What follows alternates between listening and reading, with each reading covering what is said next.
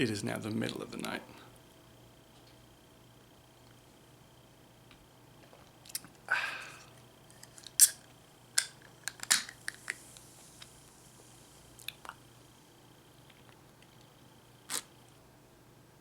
The last Van Damme that I watched was Sudden Death. And I talked a lot about it in the previous video. Someday I will make a playlist for anyone who wants to watch these in chronological order, who maybe isn't. If you fall into the middle of this, they are still in chronological order though. So the last thing I watched was Sudden Death, and as I said in the previous video about my expectations about watching Sudden Death, it gets worse every time you see it, and it was worse again this time, although, as with so many things, if you expect it to be bad, the bad things don't hit quite as hard, and the likable things stand out a bit more. I didn't hate Sudden Death this time as much as I did the previous time that I watched it. What I think about a lot, though, is everyone knows that Sudden Death is a Die Hard ripoff, and everyone mistakenly thinks that Under Siege is a Die Hard ripoff. Under Siege is a Die Hard continuation. Die Hard was a genre-defining album, and then Under Siege was an album that came out years after that pushed the genre forward. Sudden Death is a piss-poor baby of Die Hard and Under Siege. Let me take a quick break here. So the thing about Under Siege is, and I might I'm debating actually starting to write scripts and put these thoughts into the most cohesive form possible and grab clips and yada yada. But after I watched Sudden Death, I watched Under Siege to start vibing out why one was good and why one wasn't. Under Siege, they do a good job of establishing that Ryback, Steven Seagal's character, he goes under the radar of the villains who have an amazing plan and are extremely charismatic and interesting. The fact that they don't know about Ryback makes sense and is cool. That is a cool part of the story. And then his abilities as a former Navy SEAL make sense, and the story flows from there. In Sudden Death, his abilities as a firefighter and a fire marshal and a goalie explain nothing about his ability to whip up contraptions and improvised explosives, and they're clearly doing an Under Siege in the scenes where he makes contraptions that are fatal, but it doesn't make any sense character-wise, and it doesn't make any sense story-wise that he takes the time to do it. In Sudden Death, he should be rushing from place to place and deactivating bombs, taking for granted that he knows how to deactivate bombs.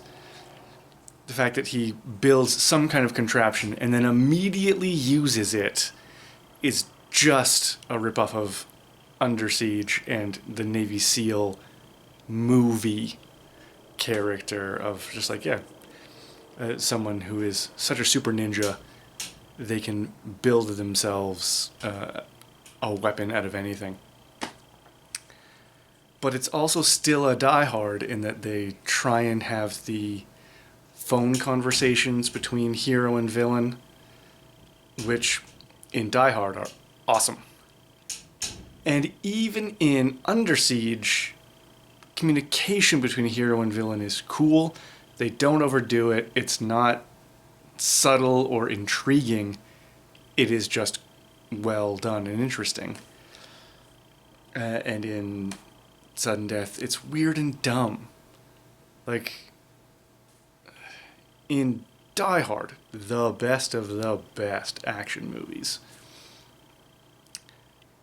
the conversations between Hans Gruber and John McClane are amazing every single time they happen. And they're just trying to mimic that in Sudden Death, but it doesn't make any narrative sense. And the fact that John McClane is a family man is why in Sudden Death, this character, I don't even care about this character's name, Van Damme is a family man, but they try and introduce the children into Sudden Death as if they're raising the stakes. But it doesn't make any goddamn sense that Van Damme's daughter gets taken up to the vice presidential box. The whole mascot thing doesn't make any sense. Even in the movie, they acknowledge that it's about running out of bullets, which is why they didn't kill the kid, but they waste bullets on other things before they don't kill the kid. And then the mascot fight scene, before I watched the movie, the last thing I had watched on the topic talked about how that fight scene was pretty funny, and that was a cool and neat thing. When I watched the movie, I became livid. I hate that fight scene. I hate that narrative. I hate that Van Damme has the sixth sense that kicks off his involvement in the movie. That just something is up and something is strange, and the music activates like he should be freaked out that his daughter is with the mascot. And then that kitchen scene, I filmed it and I put it on Twitter how much I hate that kitchen scene, because they explicitly say that the kitchen is closed and everyone is gone, and yet the meat slicer is on and has meat on it. The grill is on, it has meat and vegetable on it. And the fryer is on, it has fries in it, and those fries are not overcooked. So that is a fully active kitchen, like, that should be fully staffed to make those things appear the way they are. And it is just piss poor filmmaking to be like, a kitchen is a dangerous environment, let's have a fight scene there, but let's not think about what makes it dangerous and what would cause those things to be true. So it's an empty room full of dangers, but it is a kitchen that is behaving as if it is full of people. And it makes no sense that the villains would take the mascot role for any reason and kill the woman in the mascot costume. Like, for what benefit? Unfathomable. And another thing that bugs me, having watched it fresh, because I was already pissed off that the Secret Service agent is the betrayer character. And so all the things he does before his betrayal is revealed seem quite stupid after it's revealed that he's a betrayer. If he's the betrayer and he is scoping out the building beforehand, why is there a need for any of this? Why is there a need to take the chef's wife hostage if they already have a Secret Service guy on their payroll? What I thought was a cool villain plan and a cool entryway into the scenario actually is worse, because if they have this guy on their payroll, then they don't need to do fucking any of the shit that they do that's actually cool and interesting. And then, like I said, the child actors are irritating and boring, as all child actors are. There's not good fight scenes. There's not a good splits. The goalie scene is a huge waste of time and sucks. And I thought about watching Tremors after I watched Sudden Death to try and discuss how a movie can change vibes and do really well. Because Tremors is the best example of establishing one thing and then going to comedy and then going to romance and then going to other things. And I was thinking about it during Sudden Death. In that goalie scene, when he's on the ice, it's possible that you could change the music, that you could change the vibe, and have that be a cool bit, like the pole vaulting scene in Tremors. But Sudden Death doesn't do that. Sudden Death plays that scene like it's extremely important and it takes forever, and all it does is pay off a checkoff that we don't care about from earlier. I hate that scene most of all. So, Sudden Death is not fun. It is not interesting. It's a bad Die Hard clone, and it's a bad Under Siege clone. It's a bad Van Damme movie, because there's no training montage, there's no splits. And it's a bad movie just overall. Like, even if you saw this in the middle of the night on TV, as we fell in love with Tremors and Under Siege and those movies, there's nothing endearing about Sudden Death that makes you want to watch it again. There are no scenes that are funny. There are no moments that are heartwarming. The score is bad.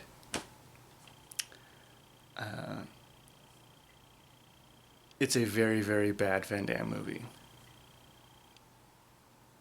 That said, it's not the worst. It's not bottom tier, because I'm running out of Van Damme movies, and now I'm going to watch Kickboxer. I think Kickboxer is the last Van Damme movie I have.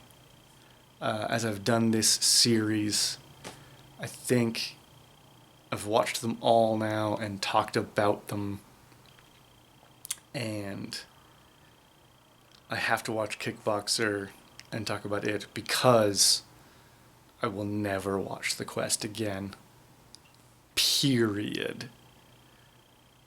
And I don't own the Universal Soldier sequels yet. So I'm going to watch Kickboxer right now. So the next video will be about that. And we'll just talk about just the bottom of the fucking barrel Van Damme movies. It's crazy that people like the movie Kickboxer.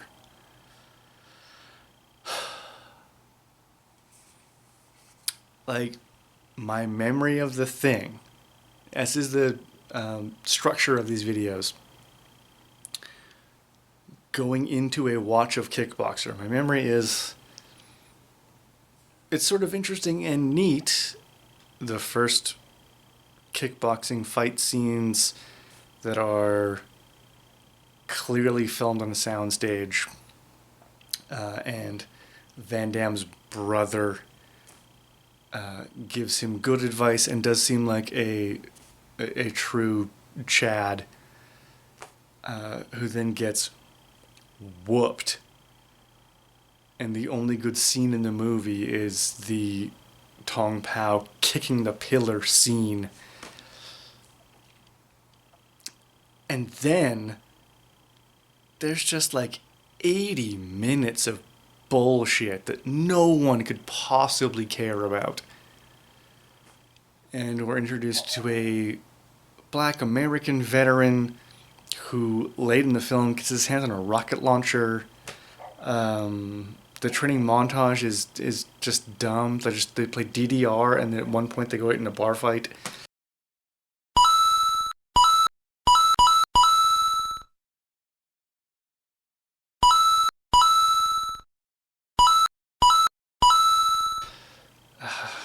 And Van Damme bar fights by roundhousing, because obviously. Then the final fight scene, Tong Pao is in total control, just dominates the underground fight scene where they're fighting in a cave lit by torches, so there shouldn't even be air in that room. And then as soon as Van Damme wants to win, Tong Pao never puts his hands up again. And I hate that. I hate that in all action movies of all eras, but it's particularly bad in the 80s and 90s action movies where there's no combat. The bad guy wins until it's time to lose and the music changes, and the bad guy loses. Like, they are amazing at fighting until they fully suck at fighting. And I want to see combat and fighting and strategy, and I want to see power levels change, even if it is the cliche of the hero getting angry or being reminded of why he's fighting. I would still like to see that change the dynamic in the fight rather than the bad guy just stop fighting and just start losing and die because the music changed, because the hero's moment has come. And I hate when 90s action movies wrap up when the antagonist is defeated but the story isn't over. Because if you look at the end of Kickboxer, they are in an underground cave having defeated the greatest kickboxer in the world who works for a mafia, and all they do is just hug and clap and it's over, hooray. But like, if that were a universe, that would not be the end of the story. They would have to like get the fuck out of there in some way. Like, they're surrounded by underground gamblers and fighters and mafioses. They didn't just win that moment. Like, they have to get the fuck out of there. The story doesn't end. The movie ends, but the story doesn't end. Alright. All that's it. I'm sure this one's super fucking long. I'm gonna go watch Kickboxer.